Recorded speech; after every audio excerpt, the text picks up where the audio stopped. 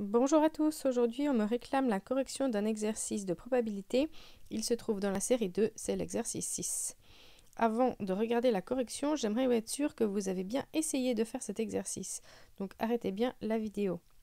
Voici un indice. D'abord, je vous propose ici de faire un arbre puisqu'on lance une pièce de monnaie 5 fois de suite. Ça veut dire qu'on a un embranchement de 5 étages d'un arbre, donc à 5 étages, avec à chaque fois 2 branches.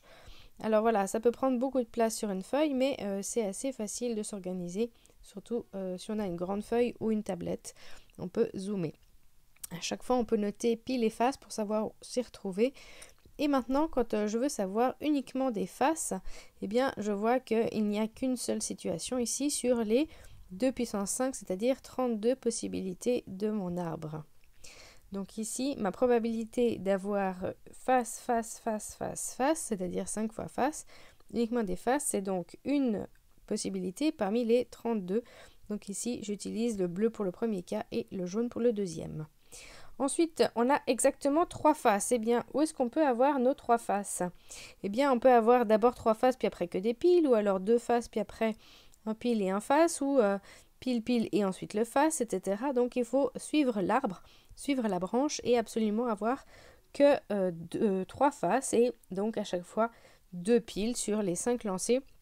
On va donc pouvoir compter combien de fois est-ce qu'on peut avoir ce type de situation.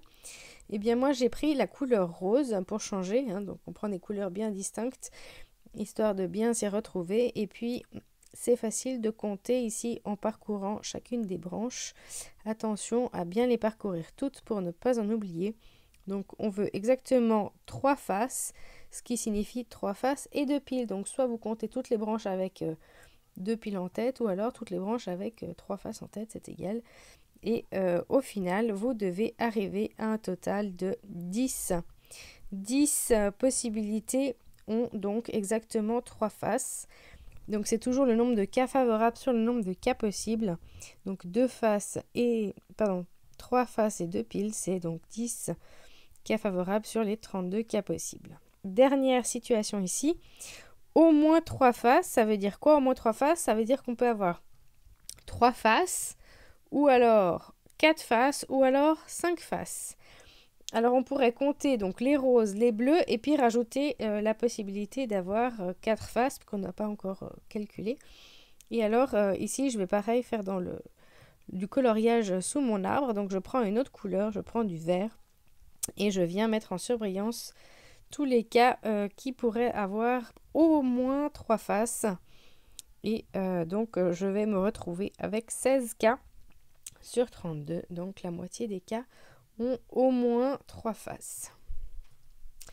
Voilà, j'espère que cette situation est claire et comprise. Bien sûr que si on avait un petit peu plus que 5 fois lancé notre pièce de monnaie, ça devient très très lourd. Donc on va devoir rapidement trouver une autre formule. Ça sera très prochainement la loi binomiale. Donc il y a déjà une vidéo à ce sujet si vous voulez aller guigner ce qui se passe. Et je vous souhaite une belle journée et un bon travail à tous.